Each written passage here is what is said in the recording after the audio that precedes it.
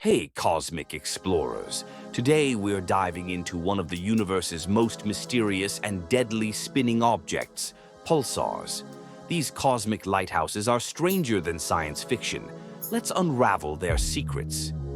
First, what is a pulsar? Imagine crushing the sun into a city-sized ball.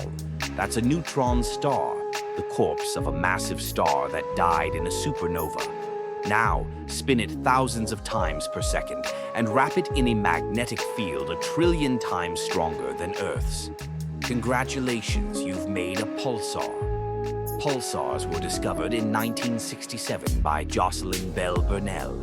She detected weird radio pulses so regular, scientists joked they might be aliens. They nicknamed the signal LGM-1, Little Green Men 1. Spoiler. It wasn't aliens, just nature showing off. Here's the magic. Pulsars shoot beams of radiation, like a cosmic lighthouse. If Earth is in the beam's path, we see a pulse each time it spins. Some blink hundreds of times per second.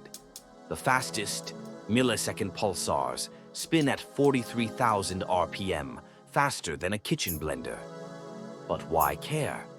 Pulsars are precision machines. Their pulses are so accurate they rival atomic clocks. Scientists use them to study gravity, detect gravitational waves, and even navigate spacecraft. Oh, and they're ridiculously dense. 1 teaspoon weighs 1,000,000,000 tons. Future astronauts might use pulsars as GPS. NASA's NICER experiment maps their X-ray flashes to chart paths in deep space. Take that, Google Maps. Pulsars remind us, the universe is wilder than fiction. They're dead stars, but far from boring.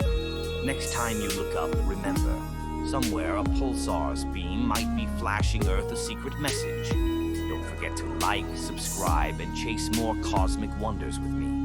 Stay curious.